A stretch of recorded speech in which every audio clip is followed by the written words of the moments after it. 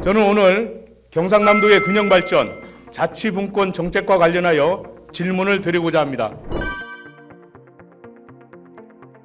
자료 화면을 보시기 바랍니다. 2022년 현재 경남 10개 군과 1개 시는 국가균형발전특별법 제2조 규정상 인구 감소 지역, 즉 지방 소멸에 이미 진입해 있고 2개 시는 관심 지역으로 지정되어 있는 상태입니다. 한마디로 경남의 13개 시군이 지방 소멸 위기에 있는 것이죠. 이는 지난 20년간 시행된 국가균형발전특별법이 최소한 우리 경남에는 전혀 작동하지 않았다는 것을 여실히 증명해주고 있습니다. 그럼 왜 국가균형발전특별법은 작동하지 않았나 라는 질문을 우리는 할 수밖에 없고, 그 원인은 국가균형발전 정책이 자치분권과 연계 통합하여 추진되지 못한 것에서부터 원인을 찾아야 한다고 생각합니다. 경남도가 획기적인 자치분권 노력이 부족했던 것은 아닙니까? 아닙니다. 저희 도에서도 그간에 지방 분권 강화를 위해서 중앙정부의 사무를 지방으로 이양하고 또 지방재정 확충을 건의하는 등 많은 노력을 기울였습니다. 또한 방금 의원님께서 지적하신 바한 대로 국가균형발전 정책이 지방 분권과 연계 통합하여 추진되어야 하는데 그동안 또 별도로 취재되다 보니까 충분한 효과를 거두는 데 한계가 있었다고 생각됩니다. 지역균형발전 정책과 지방분권 정책의 결합은 정부의 국정과제에서도 그 통합적 관점에서 지방분권과 지역균형발전을 추진하기 위해 지방시대위원회를 설치하는 등 어디에 살든지 공정한 길을 누리는 지방시대를 만들 것을 정부가 선언한 만큼 우리 도에서도 이러한 정부의 시책에 맞춰서 관련 정책을 적극 추진해 나갈 계획으로 있습니다. 다음은 윤석열 정부의 균형발전 정책 기조에 대한 경남의 대응 방안에 대해서 질문드리겠습니다. 국장님, 현 정부의 균형발전 정책 기조, 지역주도의 균형발전에 대해서 어떻게 대응하고 있습니까? 정부의 지역균형발전 정책과 새로 제정될 지방자치분권 및 지역균형발전특별법에 대비해서 선제적으로 경상남도 발전 5개년 계획술 수립을 지금 추진 중에 있습니다. 이번 달부터 국책연구기관인 산업연구원 또 경남연구원과 공동으로 계획을 수립하고 있으며 우리 도에 맞는 비전과 추진 전략 또 핵심 성장을 통한 일자리 창출, 기회균 등을 통한 균형발전 등의 내용을 포함할 예정입니다. 경상남도는 지역주도의 균형발전 정책이 속도감 있게 추진될 수 있도록 노력해 주시고 정부 동향을 신속하게 파악하여 기회발전 특구 등 균형발전 차원에서 추진되는 정부 정책사업의 유치에도 만전을 기해 주시기 바랍니다. 다음은 중앙행정권한 및 사무 등의 지방 이양과 관련하여 질문드리겠습니다. 자치행정국장님 단상으로 자리해 주시기 바랍니다. 지방 이양에 따라 많은 신규 업무가 발생하였는데 여기에 따른 인력이나 재정의 문제점 없습니까? 네, 의원님 그 지방 이양에 따른 신규 사무에 대해서는 인력과 재정에 대한 객관적 산출 절차를 거쳐 지원을 받고 있습니다. 그래서 먼저 큰 문제가 없다는 점을 먼저 말씀드리겠습니다. 지방자치단체의 실질적인 역할과 권한의 확대도 중요하지만 여기에 매몰돼서 지역의 재정 부담이 늘어나서는 안 된다고 생각합니다. 앞으로도 관련 국고보조금 확보에 만전을 기해 주시기 바랍니다. 행안부는 제2차 지방 일괄 이양을 준비하고 있는 것으로 알고 있습니다. 국장님, 제2차 지방 일괄 이양에서 261개 사무가 추가될 예정인데 여기에 대한 대책이 있습니까?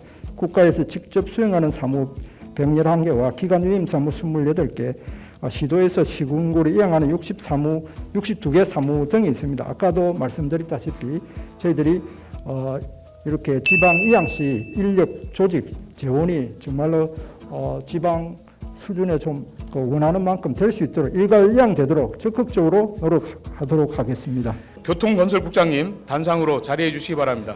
국장님, 거가대교 통행 인하를 위해서 어떻게 대응하고 있는지 답변해 주시고 자금 재조달로 인한 공유이익이 869억 원이 있습니다. 여기에 대한 방안도 마련해 주시기 바랍니다. 정부 주도의 연구 용역을 통해서 이제 정부에서 그 지방의 민자들의 문제점을 인식을 하고 대안을 모색하는 큰 의미가 있다고 생각을 해서 의원님께서도 지역 국회의원님께서도 협조해 주시고 의회에서도 많이 지원해 주셔가지고 일단 상임위 단계에서는 확보가 됐는데 여기까지 확보하도록 최선을 다하겠다고 말씀을 드리겠습니다. 그리고 조금 전에 질문하신 그 저금리 자금 제도달 부분입니다. 지금 현재 그 어느 시간을 해야 될 것인가, 그리고 어느 규모로 해야 될 것인가에 대해서 세부 조율 작업이 거의 마무리 단계에 있습니다. 그게 마무리되는 대로 의회에도 보고 드리고 해서 내년 초부터는 바로 통행료이나 저희 도에서 할 수 있는 통행료이나 작업은 바로 시작할 수 있도록 그렇게 진행하도록 하겠습니다. 다음은 거가대교 국도 성격과 관련하여 질문드리겠습니다. 그동안 경상남도는 통영 대전간 고속도로 부산 거제 구간을 연결해서 거가대교와 편입시키는 방안, 국도 58호선 거제 진해 구간을 연장해서 거가대교를 편입시키는 이런 두 개의 안을 가지고 검토를 해왔습니다. 국장님, 그간 거가대로의 국도 승득에 대한 추진 상황과 향후 계획에 대해서 설명해 주시기 바랍니다. 이제 그 거가대로를 국도든 고속국도로 성격시켜야 되는 필요성에 대해서는 저희가 기존 사업의 틀을 바꿔야 된다는 데서 시작을 하고 있습니다. 거가대교가 이제 국가기관망으로서 우리 조선산업과 국가에 기여하고 있다는 점하고, 그리고 가덕도 신공항의 적금 교통망이 된다는 점, 그리고 거가대교 같은 경우는 이미 남측과 북측이 다 고속국도로 지금 지정이 되어 있어서 연결망 차원에서 바람직하다는 그런 타당한 논리들을 계속 설명을 드리고 있습니다. 거가대로가 국도로 승격될 수 있도록 최선을 다해 주시기 바랍니다. 네, 그렇게 하도록 하겠습니다. 예. 다음은 총괄적 질문을 도지사님께 드리고자 합니다. 경상남도의 지방 소멸 문제 어떤 해결책이 있겠습니까? 첫째는 뭐 자연적인 인구 감소도 있고 우리나라의 전체 인구가 지금 줄어들고 있기 때문에 우리 경남도 마찬가지입니다. 특히 이제 젊은이들이 우리 지역을 많이 떠나기 때문에 젊은이들이 여기에 정주할 수 있는 여러 가지 여건을 만드는 노력, 이게 굉장히 중요하다고 생각합니다. 그래서 저희들이 청년 정책이 그냥 청년들을 지원하는 정책이 아니고 우리 경남이 청년들이 머물기 좋은 일자리나 정주 환경이나 또 각종 의료 교육 문화적인 어떤 품격이나 이런 것을 위해서 노력하는 것이 인구 소멸을 방지하는 대책이 아닌가 그렇게 생각을 합니다. 지사님, 18개 시군의 자치재정 확충에 큰 기대를 모으고 있는 것이 고향사랑 기부제입니다.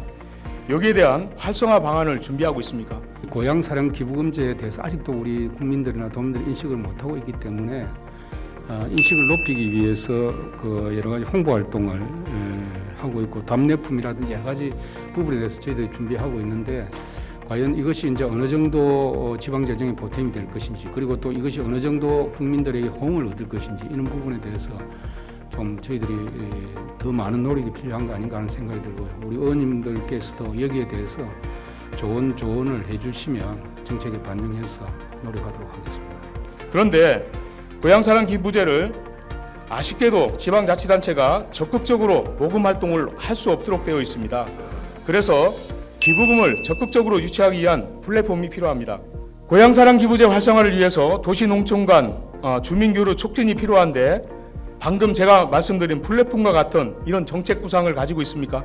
플랫폼을 만드는 것이 이제 오프라인에서 예를 들면 뭐 기구나 조직을 만들어서 그런 역할을 하게 할 수도 있고, 또 디지털 측면에서 플랫폼을 만들어서 온라인 상으로도 이렇게 고향과 이 출향자들을 연결시킬 수 있는 그런 기회를 만들어야 되지 않겠나 하는 생각을 하기 때문에 오늘 의원님 말씀하신 대로 그런 부분에 대해서 실무적으로 저희들이 노력을 해보도록 하겠습니다. 다음은 사립학교 법정 부담금 관련하여 질문 드리겠습니다. 사립학교는 법정 부담금의 납부율을 개선하기 위해 노력해야 함에도 불구하고 경상남도의 법정 부담금 납부율은 매년 감소하고 있습니다. 전국 17개 시도별을 보면 서울시가 28.3%, 충남이 25.1%, 인천시가 24.8%로 높은 반면 우리 경남은 7.1%로 14번째를 차지하고 있는 심각한 실정입니다. 사립학교는 정부에서 교직원 인건비를 비롯해서 운영부의 95% 이상을 지원해주고 있습니다. 따라서 사립학교가 법정 부담금을 납부할 여건이 되어도 기피하고 있지는 않은가라는 질문을 할 수밖에 없고, 수익성 재산은 경기 침체에 따라 수익을 못 내었다고 하지만 그 원인은 법적 구속력이 없기 때문에 도덕적 해이를 불러오고 있다는 생각입니다. 따라서 사학재단의 법정 부담금 납부율을 높이기 위해서는 법인 스스로 기본 재산인 수익구조를 개선하고 기부금 및 외부 재원 유치를 하는 등 다각적인 노력을 통해서 체질을 개선해야 합니다. 교육감님, 예. 이러한 저희 의견에 대해서 공감하시는지 답변해 주시고 사립학교의 체질 개선을 위한 경남의 기본 전략 및 구상에 대해서 답변해 주시기 바랍니다. 사립학교 법인이 부담해야 될 법정 부담금을 저희들이 좀 더 부담률을 높이기 위해서 컨설팅도 하고 또 비율이 지극히 낮은 데는 이제 그 벌칙도 부여하고 이렇게 해서 좀 높이려고는 합니다만 근본적으로 우리 도의 사립학교 법인이 가지고 있는 수익용 기본 재산이 돈이 나올 수 없는 그런 구조를 가지고 있습니다. 유독 연금 부담금이나 건강보험료 이 법인 사용자의 부담만큼은 사립학교 법인에 맡기는 것을 저는 법 개정을 통해서 이 부분도 국가 책임으로 돌리는 것이 저는 맞지 않나는 생각이 들 정도로 더 이상 몰아갈 수 없는 그런 어려움이 있다는 말씀도 함께 드립니다. 사립학교 법정 부담금 문제에 대해서 어떻게 대응할 것인지 답변해 주시고 또 앞으로의 계획도 말씀해 주시기 바랍니다. 예, 지금까지 해오던 대로 컨설팅을 이제 수익을 좀 더 높이기 위한 그런 그 컨설팅을 저희들이 더 하는 노력을 하겠습니다. 그리고 좀 제대로 내는 법인에 대해서는 인센티브도 주고 제대로 못 내는 뭐 일정 비율 이하는 또 페널티를 벌칙을 주고 그렇게를 하겠습니다만 그것이 어떤 크게 역할을 하기는 어려움이 있다는 것을 뭐 전 의원님도 아시리라고 생각하고 그러나 그것을 좀 뭐 더 강화해서라도 도덕적 해이 부분을 줄일 수 있도록 하는 노력은 저희들이 더 기울이도록 하겠습니다. 예, 교육감님 답변에 감사드립니다. 이상으로 본 의원의 질문을 모두 마치겠습니다. 끝까지 경청해 주셔서 대단히 감사합니다.